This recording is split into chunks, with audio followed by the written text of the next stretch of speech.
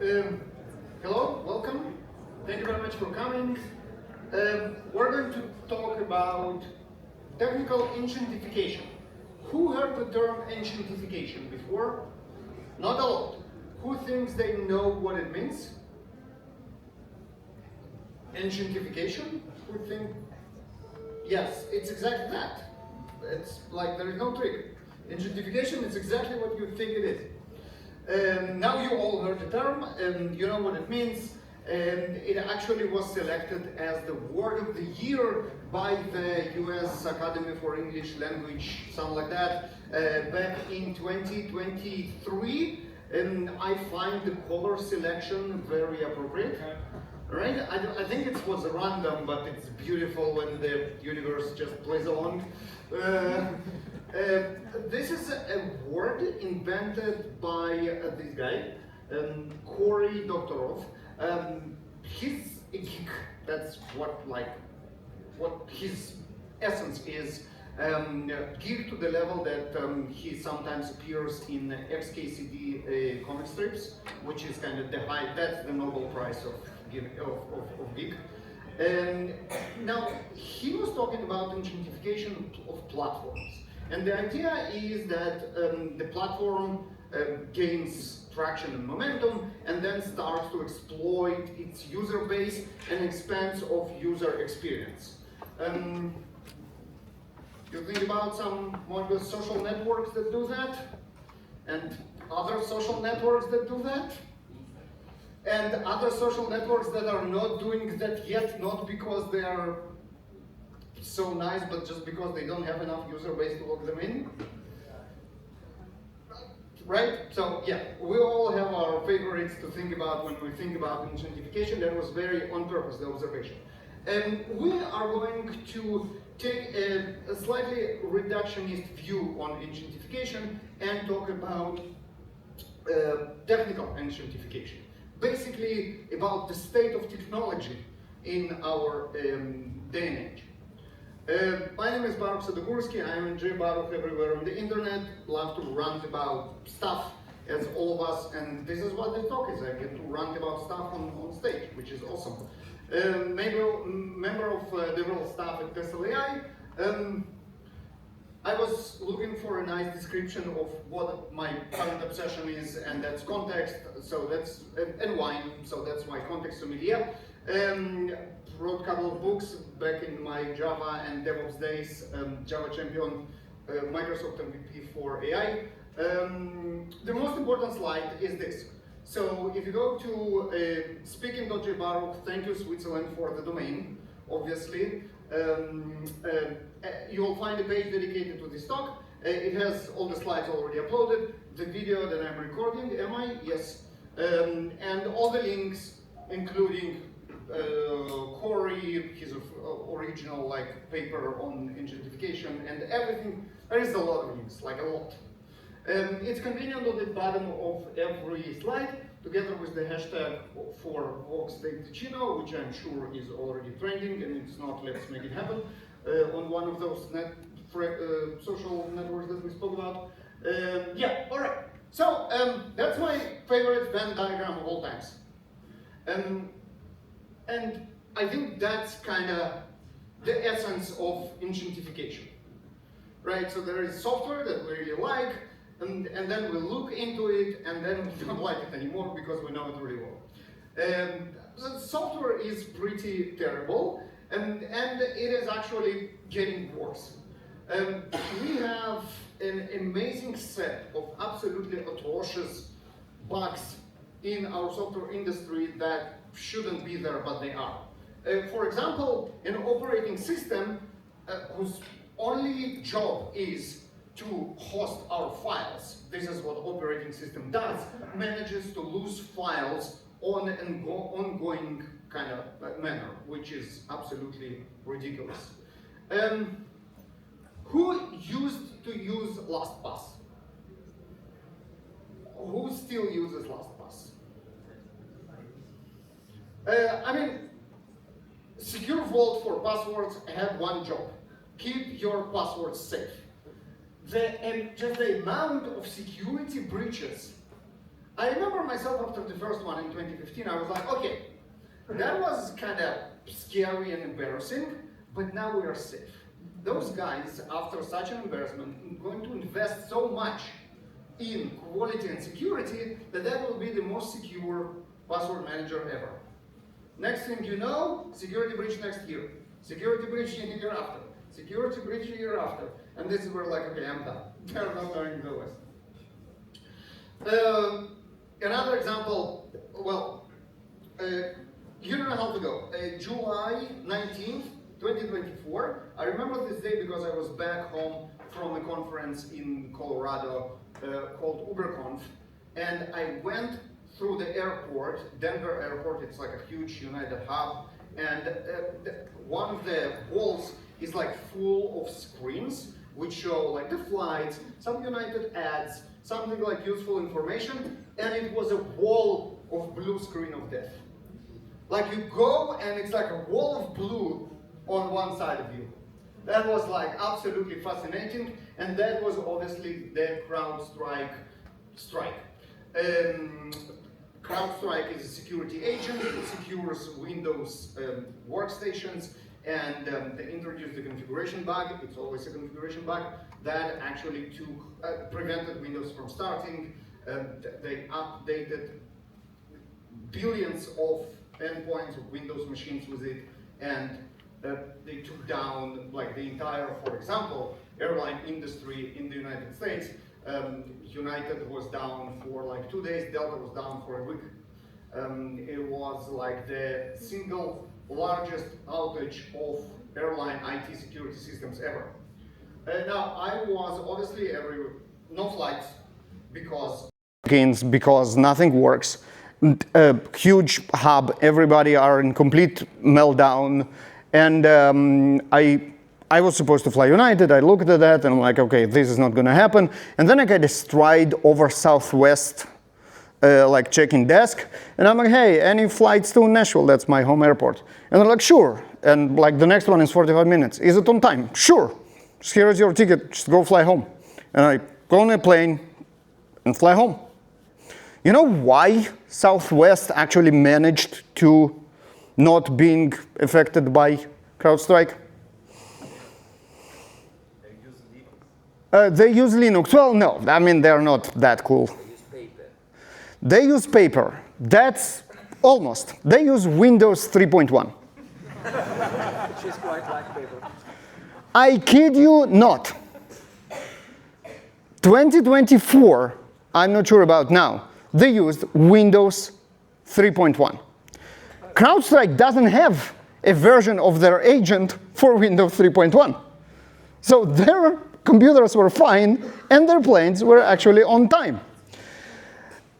Is it a good idea? Well, probably not. This is again my picture from 6 months before that. The holiday season of the end of 2023 and going into 2024, it was a storm, like, you know, winter, and like the planes started to get delayed. And the problem with running on Windows 3.1 is that it also runs on like calling people, because there are no, like, the systems are not good enough to do it computerized. So the way it works is the crew comes to the plane and they are not departing on time. And then maybe they are timed out, their shift is over, so they go home. And the airline needs to bring another crew. Now, their systems are so archaic that they don't have it in a system, they actually call people. So they start calling people, and then the crew that got not getting on their plane need to call to the operator to say, hey, our plane is not departing, what do you want us to do? So you know how you wait for a representative for longest time, and you think like they don't care about the customers or what's not. So the crews of Southwest were on hold to get assignment to their next plane for 8 hours, just waiting for the operator to reply and tell them where they should go instead of their cancelled flight. The crew, I'm not talking about the passenger. Wait a second, important stuff. Okay, all right, ready?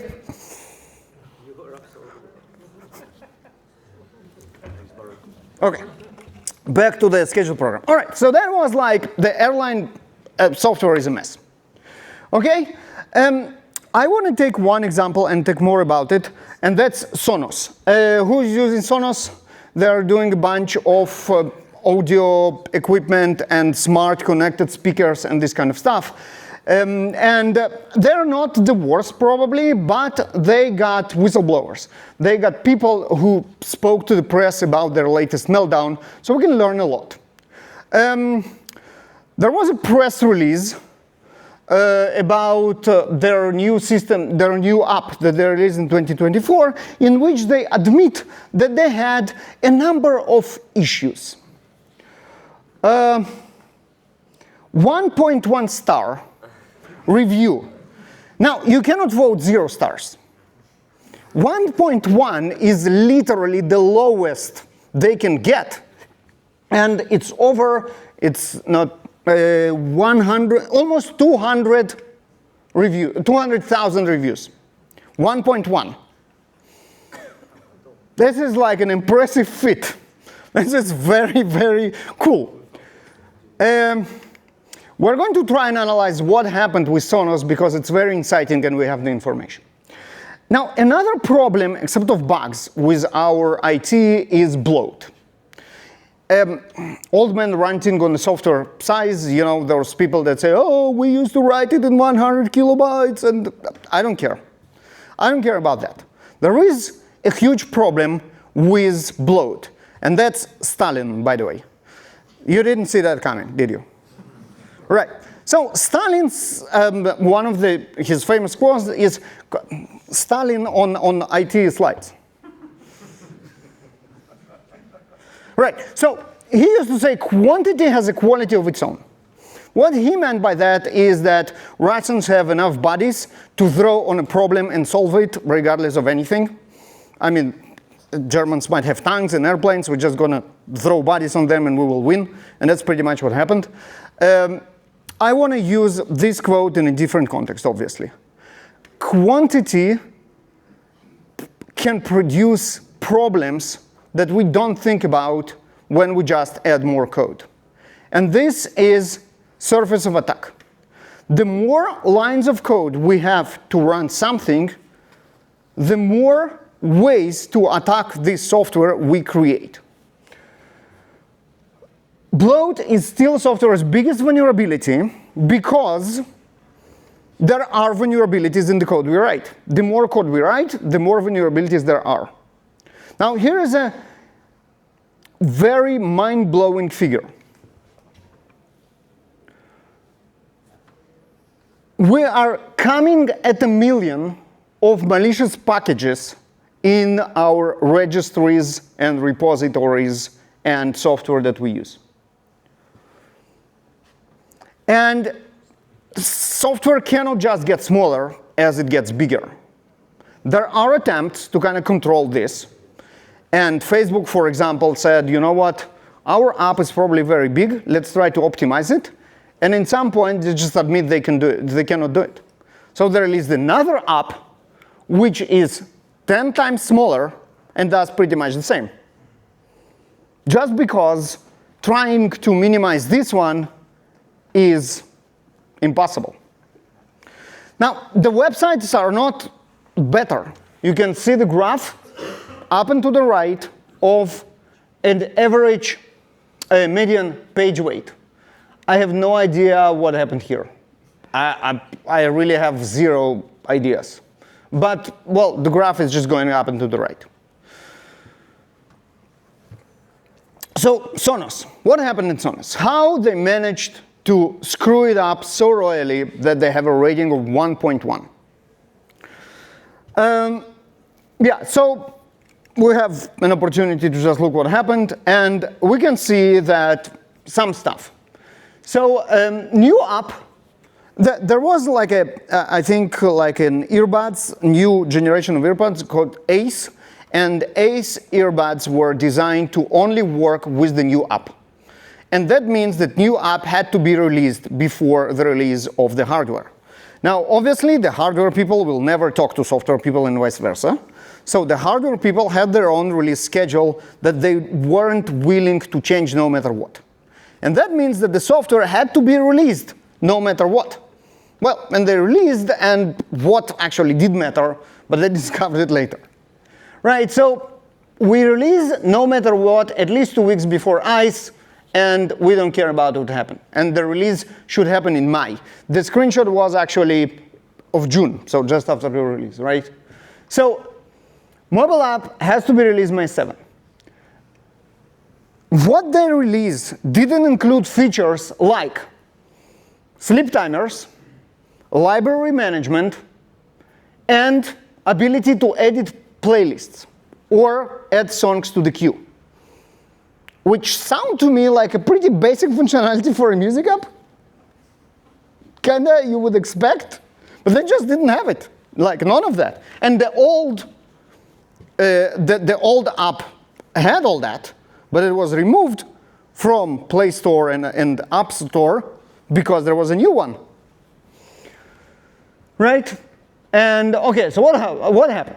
Chief Product Officer instituted company reorganizations that caused chaos just a couple of months before their release, right? And then they separate people that has been working together for years, creating great products, and the workers who objected were yelled and screamed at the meetings. Sounds like a healthy kind of culture. Right, so that's like reorganization. They took apart teams that apparently worked great. Artificial deadlines, ignored warnings from employers that said the app is not ready and we are not working in the best way possible, and destroyed teams. That's kind of the big 3 reasons.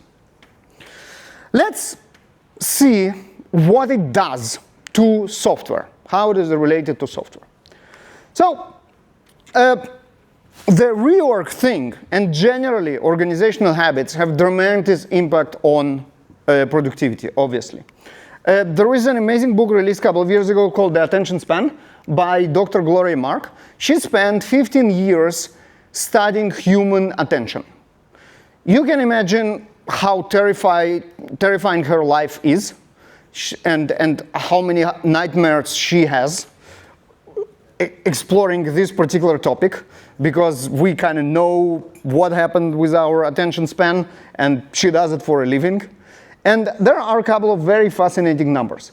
So tell me, how many times you think you check email during the day? Just draw numbers, and we'll go from there. 100? 10? 50 or 15? 50. All right, huh? 1? 200. 350. Okay, yeah. No, you're fine. Well, the average is kind of there, 77. Now, I'm surprised with how self-aware you are. For me, I was sure that it was 10. And it wasn't 10, it was really 77. So that's a good job of kind of being self-aware. Okay, so let's say you run a build, like your Maven, Gradle build, whatever build, and then it's running and it's kind of too long and you get distracted, you go to check your email one of the 7 times. How long it takes you to get back to your build? 30 minutes. To focus again, you mean? No, just to switch and focus again on what you were doing, yes. 5 minutes? 30 minutes? 10 minutes? My gut feeling was 5. It's not. It takes us 25 minutes to return focus after interruption. Again, I was dramatically underestimated how bad it was. So let me ask you now, how long is your build? Who has a software build? No, you know what, let's start with another question. How long are you willing to wait for your build? So you fire up a build, you do like Gradle, Maven, whatever, and it starts running, and you're like, okay, should I wait for it or should I go check email? How long are you willing to wait? 15 seconds. 1 minute. Possibly 0. Yeah, about 1 minute, right? How long can you stare on like a log, like a console scrolling up? Like 1 minute, right?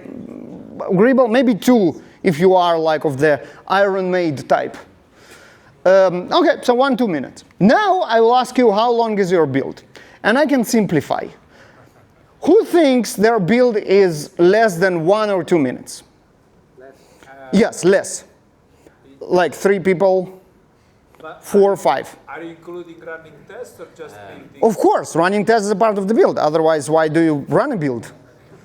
You might skip compilation as well. That's kind of, your build will be even faster. I can tell you my working process. I just check that it compiles, then I send. Then you push it to production. No. I'm with you. That's the man. That's the man. Sometimes I do, right? But no, I send a pull request and I let the CI doing the build and I do some. Someone will figure it out. That's a great strategy. Love it. Love it. Yeah, so like there are 4 people that said that their build time is around the time they're willing to wait for the build. I have very disturbing news for you, for everybody else. Your build is 25 minutes. Makes sense. Which is obviously terrible for your productivity, right? Here's another terrifying statistic. On average, a developer writes code 52 minutes a day. Out of what? 8 hours, less than an hour. So what do we do the other 7 hours? I mean, we are not obviously just reading emails and waiting for the build, right? I mean, it's a big part of it, and it was a very nice anecdote on how we waste our time, but it's not like 7 hours. There are other stuff, like what? Meetings, of course. What else? Yes, debugging the code that Mario pushed. Yeah, that will take a lot of time, that's for sure. Thinking, designing, like thinking about stuff. Reading emails, like not just because we're distracted, but because there is important stuff there. Slack, like, right? Yeah. That's a big kind of time drainer. So attention span is an important aspect, and we have the entire book. But we don't have a book about everything else. And we should have. And I should write it. And it should be called context hunting. Because this is what we do the rest of the time. When we are not writing code and we are not and we are not distracted by stupid things like waiting for our build, we are actually hunting for context or being hunted for context. Meetings. Why do meetings exist? Because either you want to ask other people something or other people want to ask you something that either they know and you don't, or you know and they don't. Either you hunt for context in a meeting, or they hunt for context in your head in the meetings. Or they think that you know. Or they think that they hunt for a context, they might not catch it, but they try to. Slack threads, it's the same idea. Like you're wasting hours on Slack trying to find something because context is not findable, or not searchable, or searchable and not findable. Code reviews. Code reviews is context, like it takes longer than it should because you cannot understand what this code is doing because the code itself doesn't provide enough context. This is why code reviews, it's not why they exist, it's why they take longer than they actually should sometimes. Right, so, and you cannot create value if you are drowning in outdated context. So another problem that Sonos had is technical debt. Sonos app technical debt was 20 years. 20 years of technical debt. And it's not just Sonos. Here is a research about like industry research. You remember where all the links are if you want to take a deeper dive, right here. So that's a research that talks about technical debt, and you can see the numbers. High and significant impact are 60% of the organizations admit that technical debt impacts their performance in a very significant way. A great way to very quickly measure your organization technical debt is to check how fast you can onboard a new employee. If it takes like a couple of hours, or does it take 3 weeks for them to make a first significant impact on the code base? Basically, when are they pushing something to production? Now, one of the reasons technical debt exists, or organizational debt, like in processes exist, is there was an experiment, I'm not sure it really happened, but this is kind of the story behind it, about monkeys in a lab setting that had a banana in their cage, and this banana was mildly electrocuted, like with an electrical shock. And then not something that will do harm, but unpleasant. And then they tried to get the banana, got shocked, and learned not to get the banana. And then the researchers added new monkeys to the cage. And the existing monkeys actively prevented the new monkeys from reaching for the banana because they didn't want them to get shocked. Which was obviously fine. That's kind of a good thing. And then the researchers removed the original group that got shocked, turned off the shock to the banana, and added a new group of monkeys. The existing group of monkeys that never actually experienced the shock prevented the new group of monkeys to reach out to a completely safe banana. Because this is just how we do things out here. We don't touch this banana. We have no idea why. We were never electrocuted, but we just know that we don't touch the banana. This probably happens in your organization, with the code in your organization, with the processes in your organization. Why are we doing something the way we do? Because this is how we do things around here. So technical enshittification is a context degradation. Technical debt, it's a lost context. It's a knowledge about the banana electrocution that should have been checked. Is it still true? But it's just lost. We don't know why we don't touch the banana. Bloat is we don't have context to know if those parts are safe to remove. Why they cannot refactor the Facebook app? Because no one knows which parts are safe to be removed. It's safer to write a new app from scratch than to battle bloat. Instead, they will add more and more. Wrong features. Now, this is a very surprising one. What this has to do with context? This has everything to do with context. This is where product people just guessing user context that might or might not be right. This is Deloitte report of analytics in the industry, and 45% of product people proudly report that they create or modify product and services using analytics. And everybody like, hey, great, and I'm like, what the actual fuck? 55% of the organizations just guessing. If they're not using analytics, what do they use? And this is kind of, that's just missing context. Right? Reorganizations, I love the term, context destruction event. We deliberately take people who know how to work together and know what they are doing and setting them up for a failure by distracting their shared context. And what do you do 7 hours a day? You do context archaeology or hunting, depends how do you prefer. You either look for context or you've been searched for context. So it's fascinating how a lot of the processes that happen, when you look at them through this lens, is actually about context. And now to the fun part, AI. Use AI to write code faster. Ship more features. Ship most bugs, vulnerabilities, and technical debt. There are 2 context failures now. The one is the humans don't know what to write, And the second is AI doesn't know what to write. We add more and more code that no one understands, or even try to understand, that no one took a look at, will never do, and it just goes into our products. More and more every day, and it's accelerating.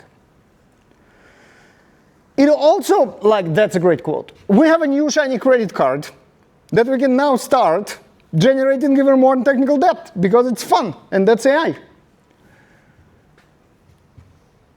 There are bosses that think about, yes, we see that more and more technical debt is being added, we need AI to solve it.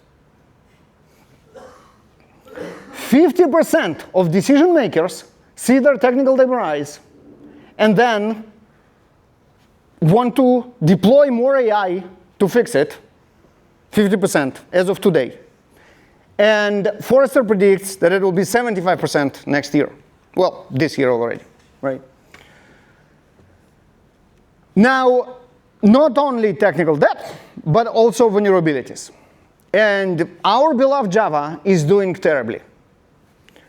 Out of many languages that were tested, and that was Python, JavaScript, C#, and Java, Java has performed significantly worse on AI security pass, which is obviously disturbing. There are papers of critical anti-patterns of AI-generated code, which is a fascinating read, and what do you do with it?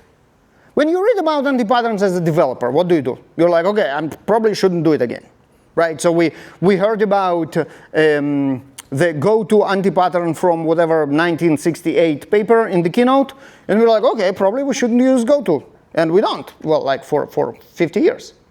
What do we do with this paper? We're like, ooh, this is terrible. How is my eyes doing? Oh, okay, it's crunching code. Ooh, this is really bad. And we don't do anything about it because we don't write code. So we cannot employ any changes to the code that we don't write. Probably my favorite kind of analogy for what AI is doing, you remember Mr. Fusion from Back to the Future? What did it do? It converts trash into energy. AI is the opposite. It converts its energy, like electrical grid and our energy, into trash. That's my favorite joke of this talk, by the way. And now we have a loop of context degradation. So context is lost, and then we guess because we don't have the context. No, well, first we spend time looking for the context, and then we cannot find it, and then we guess, and then we build our own thing because context is lost, we don't know what we're building, so we're building something. And then the code base growth because we add more and more features that no one needs. And then surface area explodes, right? So we have more and more security vulnerabilities.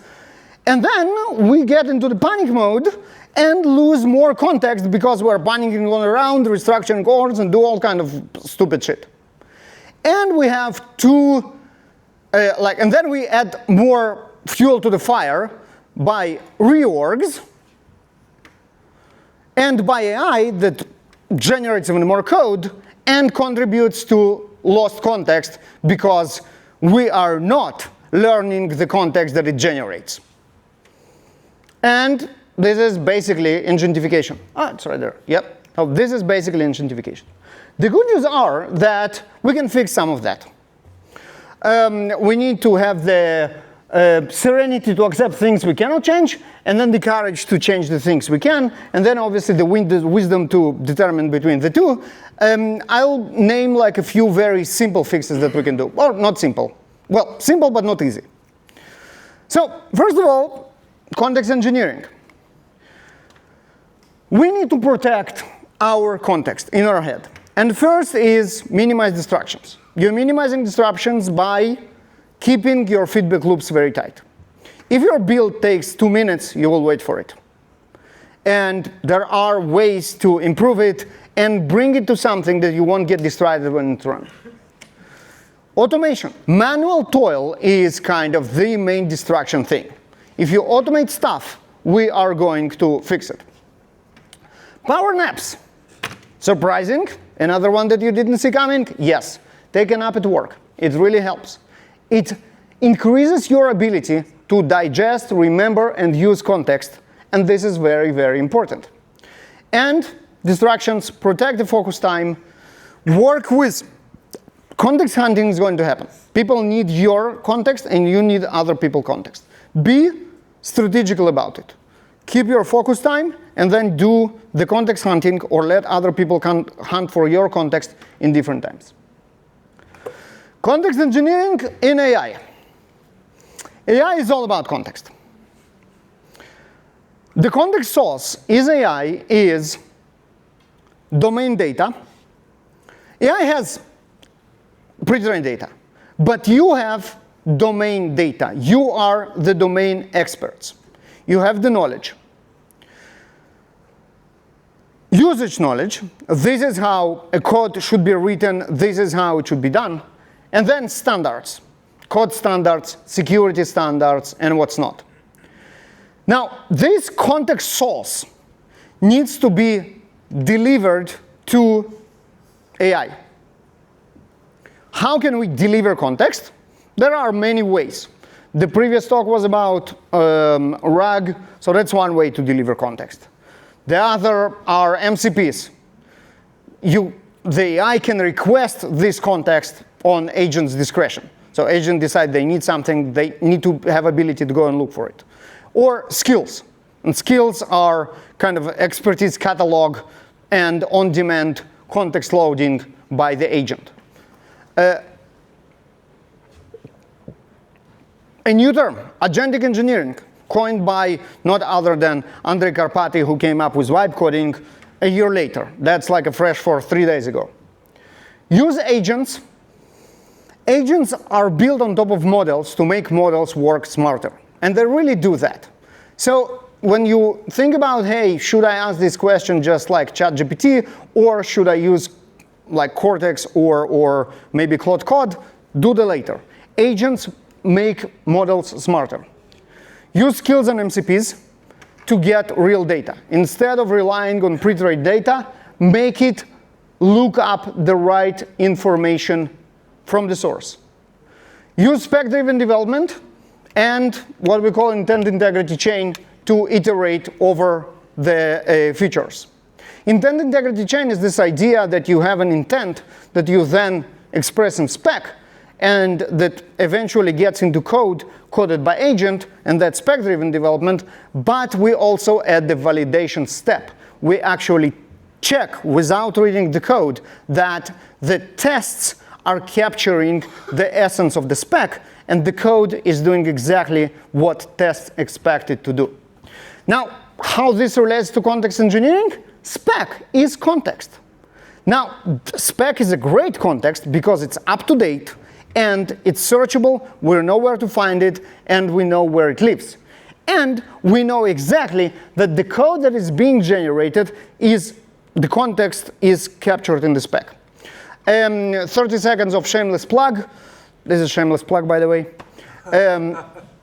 Tessel created a package manager for skills. You remember the 3 aspects, the domain knowledge, the how to do things, and what to actually do. All this is captured in what we call a tile. It lives in a spec registry, and you can reuse it inside the organization or out. Done. Context engineering on an organizational level. Pure agile is context engineering, not what you might call agile, the endless meetings and all the bureaucracy that comes with it. Pure agile is react, don't overplan. You don't have the future context, so don't pretend you have it. Decide late, but not too late. Gather context as much as possible before your decision, but don't let it rot and make decisions on a rotten context. Small bets win. Why small bet wins? Because you can try stuff and decide whether the context that you tried was correct or not, and then adjust. This is all context engineering, amazingly. And done is better than perfect. Just do something instead of just sitting in context and let it rot. I see you, and we're almost there. Pure DevOps is context engineering, another very surprising revelation. Automate everything is about offloading context from your head to scripts. So now not only people don't need to ask you what they should do, it's just getting done and the context is updated automatically. If it hurts, do it more. Perfecting context through repetition. It didn't work, the context was wrong, we're changing and trying it again. You build it, you run it. Hands off of context are terrible. Instead, you have the context in your head, you build it, go ahead and make it run because you know what to do. And postmortems are critical for capturing the context after failures of what went wrong. Mark Schwartz, one of my favorite authors on those topics, wrote a bunch of books. If you don't have time to read all of them, read two. The Art of Business Value and The War, Peace, and IT. It's about Agile and DevOps and context and how to do them correctly. And management is context preservation. Document the why, because decisions are context. Onboarding isn't paperwork, we spoke about that. Reorg skill, we spoke about that. And people leave, but knowledge should not. True management is also context protection.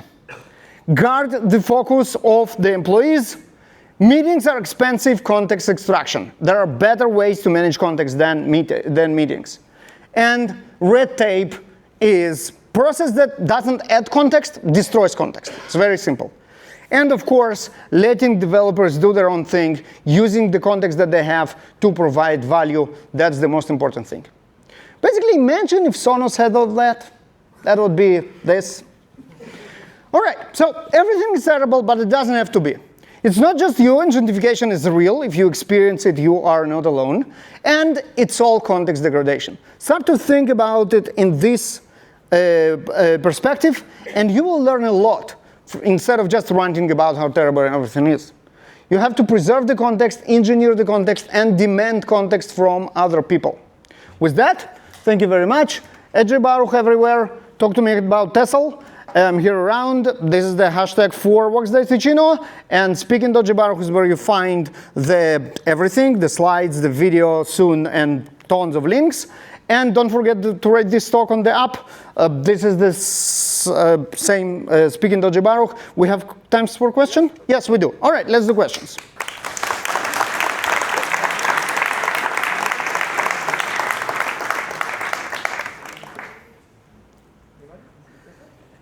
Well, or we can just go and get coffee. Yeah, I have one. Yes, go for it. You never mentioned, sorry.